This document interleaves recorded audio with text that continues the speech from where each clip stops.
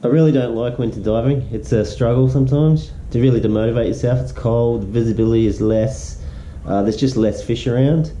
And if you're going out there for the whole day, it really is quite draining, and it's hard to keep motivated and keep diving, trying to find those fish. But we hadn't dived for a while, so I was keen to get some fish because I'd run out of fish in the freezer. So we did get out, but the visibility, as expected, was a little bit down. It's always a risk. And we found that there just wasn't much fish life around.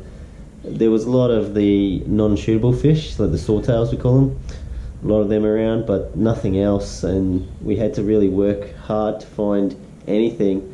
But we did pick up a couple of reef fish. There was a couple of parrotfish around, a couple other Moses perch, but then we had to wait and work flashes burley to bring in some mackerel. So once we got into the mackerel, that actually brought in a few fish, so we were quite happy with that. But overall, it was a bit of a struggle. One good thing, though, that did happen, and you get this in winter, is there was a lot of humpback whales around. So we actually had the opportunity to dive with a couple of humpback whales.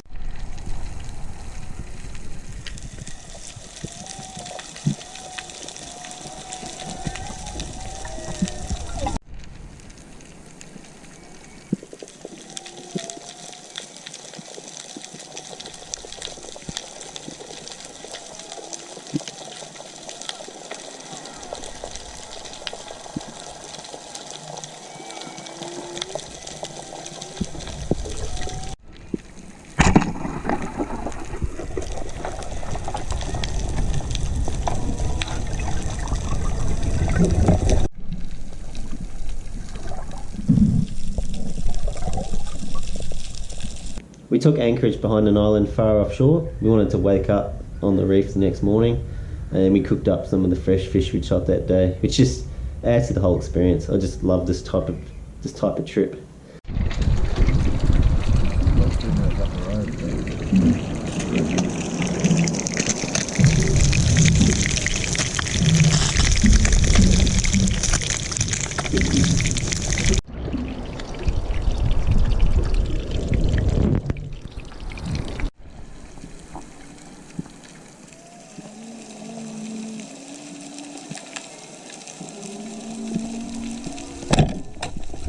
Throughout the trip, we've been seeing humpbacks breaching in the distance the whole time, and we'd heard them in the water just non-stop.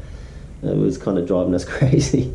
But at one point, a mother and calf came in quite close to me, so I had the wonderful opportunity to actually film and just be next to them in the water, this huge animal, and she was actually protecting the calf. She'd moved between me and the calf, and then nudged the calf around when she thought I was a threat, which I obviously wasn't. And then she actually just swam right past with the calf following on the back. It was just an awesome experience to be able to watch something like that, see the sheer scale of these animals.